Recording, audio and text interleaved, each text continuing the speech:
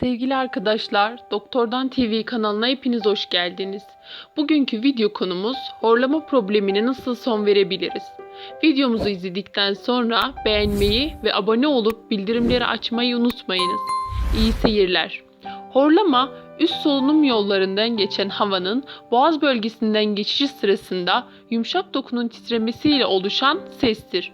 Uyku sırasında dil kökü, damak ve küçük dilin boğaz ile birleştiği alan bir miktar daralır. Hava yolunun daralmasına bağlı olarak nefes alıp verirken ortaya çıkan sesin şiddeti solunum yolunun ne kadar dar olduğuna bağlı olarak farklılık gösterir. Yetişkinlerin yaklaşık olarak %45'i, bazen %25'i ise devamlı horlarlar.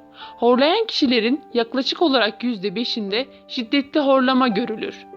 Çocukluk çağında ise horlamanın görülme oranı %12 civarındadır.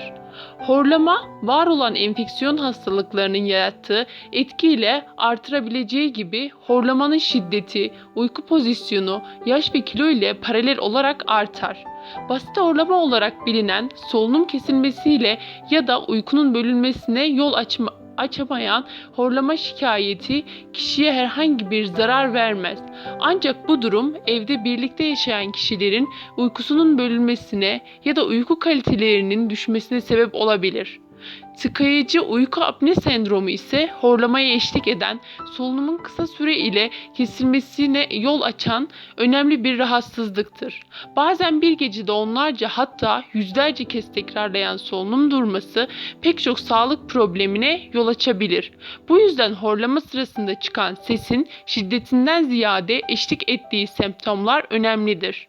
Horlama tedavisi hakkında bilgi vermeden önce horlama nedir? Bunu iyi anlamak gerekir. Uyku sırasında yutak bölgesinde yumuşak damak, küçük dil, bademciklerde oluşan gevşeme ile birlikte bu bölgedeki yumuşak doku solunuma bağlı olarak titrer. Titreşim etkisiyle yumuşak dokunun çıkarttığı ses horlama olarak tanımlanır. Kadınlara oranla erkeklerde daha sık görülmesinin nedeni fizyolojiktir. Erkeklerin boyun bölgesi kadınlara oranla daha yağlıdır. Bu durum uyku sırasında yumuşak dokunun daha fazla etkilenmesinden dolayısıyla daha fazla horlamaya sebep olur. Kilo arttıkça horlamanın şiddeti de bu yüzden artar. Ancak menopoz döneminden sonra kadınlarda hormonal değişikliklere bağlı olarak yaşanan fizyolojik değişim kadınlarda horlama şiddetinin artmasına neden olur. Bazı durumlarda horlama basit bir enfeksiyon sonucu oluşan burnun tıkanıklığına bağlı olarak görülebilir. Uyku sırasında hava almak için yapılan ek çaba boğaz bölgesindeki yumuşak dokuların içe doğru çekilmesine yol açar. Enfeksiyonun iyileşmesinden sonra horlama kesilir. Bu son derece normal bir durumdur. Alkol kullanımı ve ilaç kullanımına bağlı olarak da horlama görülebilir. Kullanılan ilaçların ya da alkolün oluşturduğu etkiyle kişi uyku sırasında kas kontrolünü kaybeder. Kasların gevşemesiyle birlikte dil boğaza doğru hafifçe kayar ve horlamaya neden olur. Özellikle sırt üstü pozisyonda yattığında artan horlama uzun ve yorucu bir günün ardından da görülebilir. Tüm bunların haricinde yetişkin nüfusun yaklaşık olarak %25'i ise sürekli horlarlar. Horlamaya eşlik eden solunum kesilmesi ve uykunun bölünmesi gibi belirtiler yoksa bu durum basit horlama olarak tanımlanır. Çoğunlukla yatış pozisyonuna bağlı olarak artış gösteren basit horlamanın şiddeti kişinin kilo alması ile birlikte artar. Bunun sebebi kilo ile birlikte üst solunum yolunda var olan darlığın artırmasıdır. Bu durum genellikle çevredekilerin uyarısı ile fark edilir. Horlayan kişi genellikle hekime çevresindekilerinin uyarıları üzerine başvurur. Ancak solunumun belirli aralıklarla kesilmesi ya da kişinin uykusundan uyanması pek çok farklı sağlık problemlerine yol açan tıkayıcı uyku apne sendromu belirtileri arasında yer alır. Bu rahatsızlık kişinin horlama nedenleri araştırıldıktan sonra mutlaka tedavi edilmesi gerekmektedir. Horlama neden olur? Horlama nasıl tedavi edilir?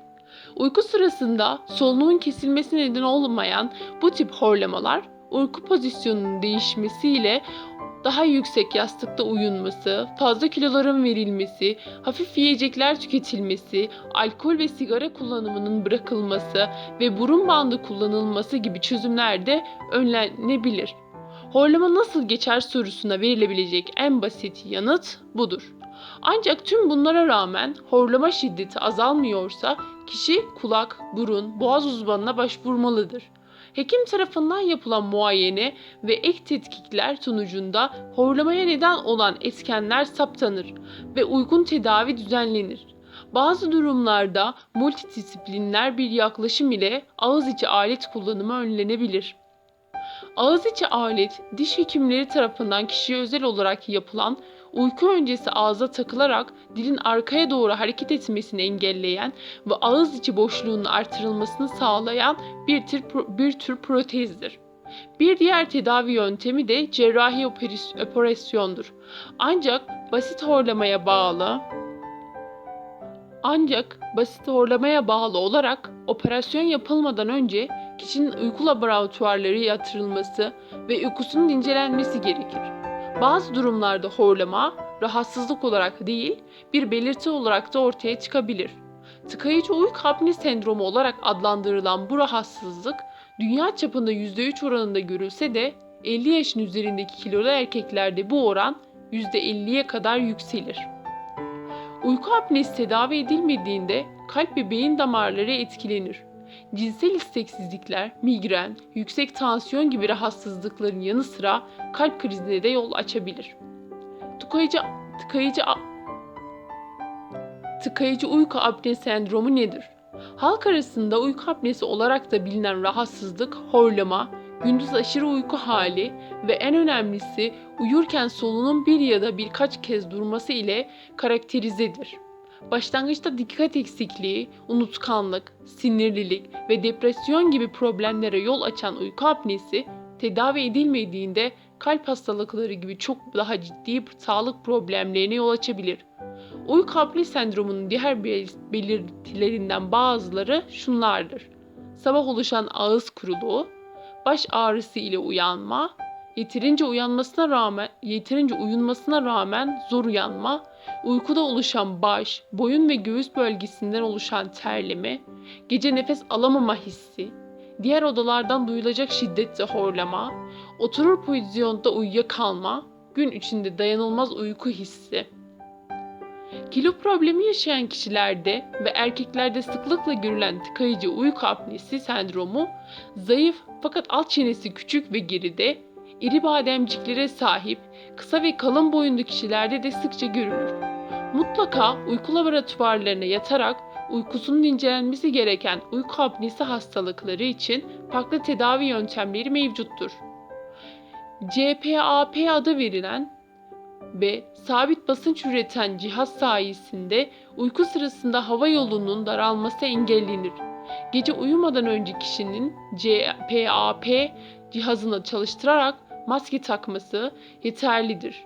Bu küçük cihaz tarafından maskeye gönderilen sabit basınçlı hava üst solunum yolunun kapanmasını engelleyerek doğru bir solunum oluşumunu destekler. Basit horlama tedavisi seçenekleri arasında olan ağız içi, araç, radyo frekans ve cerrahi seçenekler de hastalığın mevcut durumuna göre uygulanabilir.